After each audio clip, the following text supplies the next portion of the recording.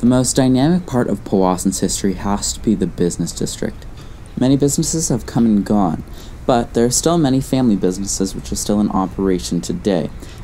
And if a business was to close down in the past, another one would be sure to pop up right in its place. Built in 1887 and 88, the Temperance Hotel, also known as the Powassan Hotel, was built on the present-day Scotiabank lot. The entirely wood-frame building at the time was owned by many different proprietors throughout its short lifespan.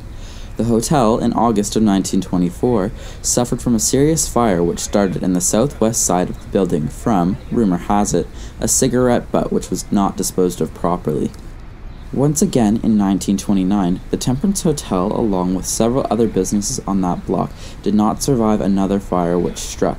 That time it was started by a workman's cigarette. The hotel did not rebuild, and the owner's family was forced to move back to their home in Burk's Falls.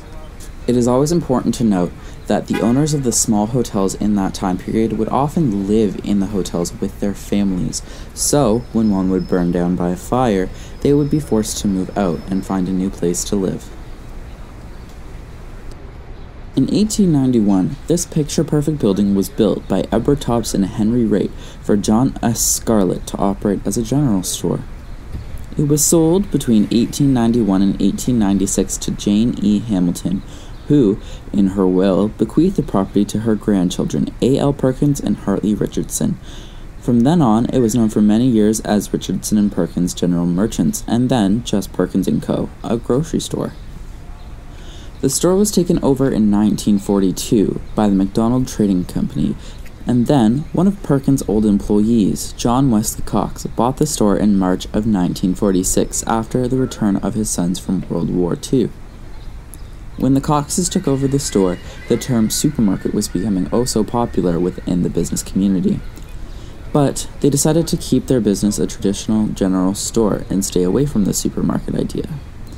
Wesley worked until the age of 78 in his store, where he passed away a working man in 1969. The store was maintained by his children, Sharky and Mickey, until 1975, where it was sold to Carl and Donna Hagland, who operated Carl's Discount Plumbing, until 1994, when it was bought by Gary and Lori Stiller. The store was split in two and turned one side into Purdon's Heating and the other side into Royal LePage Realty, and an apartment has been added above to house people upstairs. This building was restored in the 1980s to its original 1891 appearance in celebration of Powassan's 75th anniversary. It was also featured on a commemorative coin designed by Cindy Giesler. On the corner of Main and King Street sits the Hummingbird at Main and King, a brand new bar and restaurant. But this original lot housed several different businesses beforehand, which have transformed the community.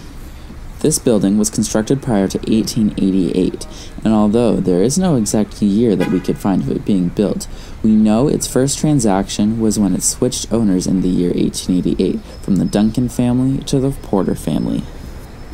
Mr. James Porter opened his store in 1893. The Porters were a very well-known family in the town of Powassan. They operated their store until 1913, and then it was taken over at that time by Walter Jessup. The establishment was sold again in 1946 to Mr. Tom Trenuth, then renaming it the Trenuth Store.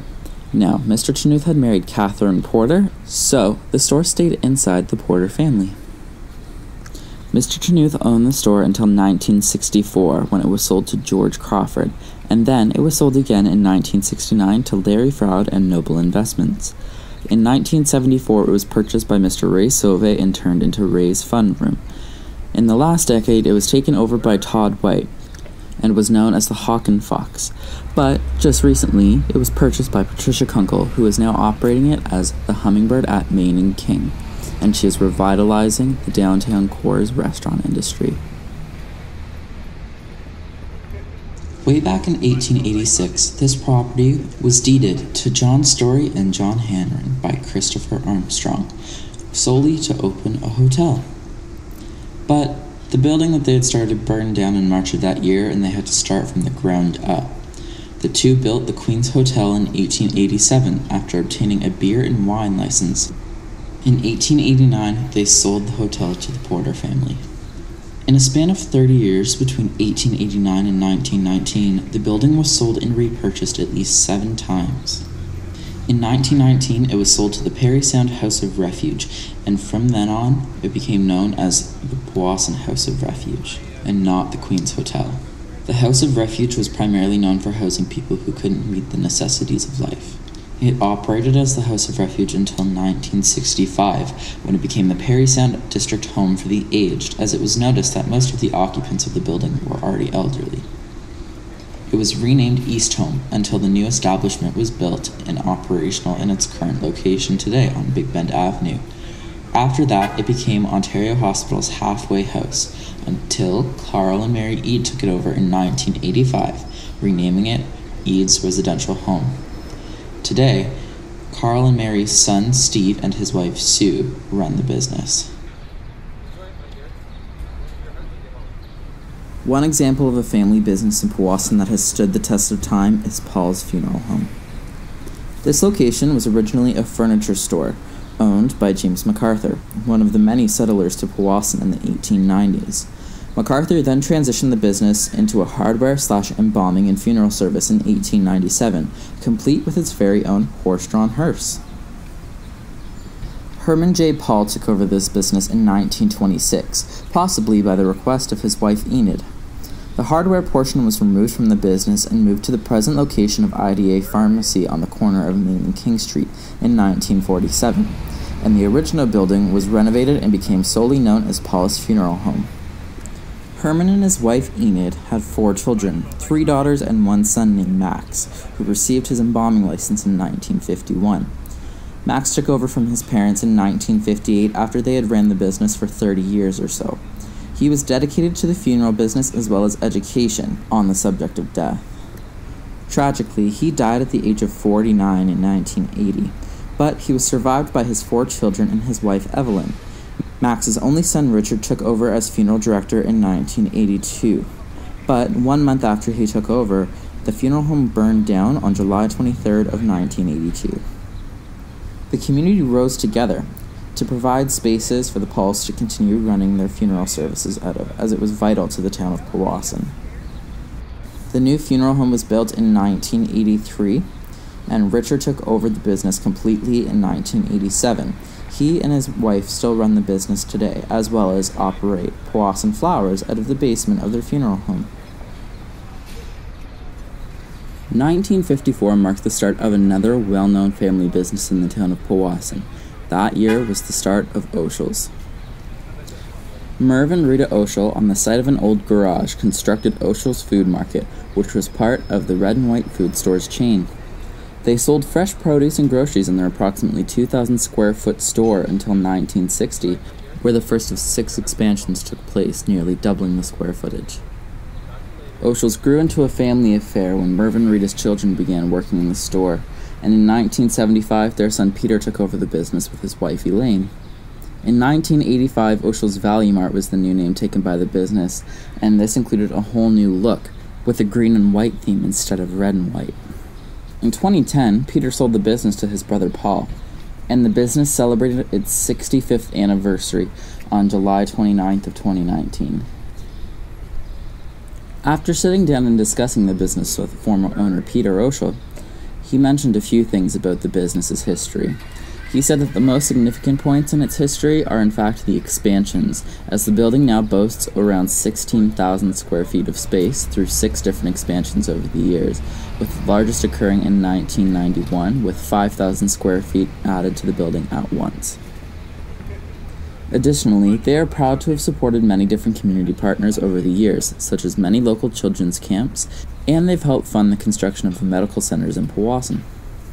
When asked what his favorite part of running the family business was, it was being a part of the legacy, which he said he enjoyed the most, getting to carry on something that started with his parents.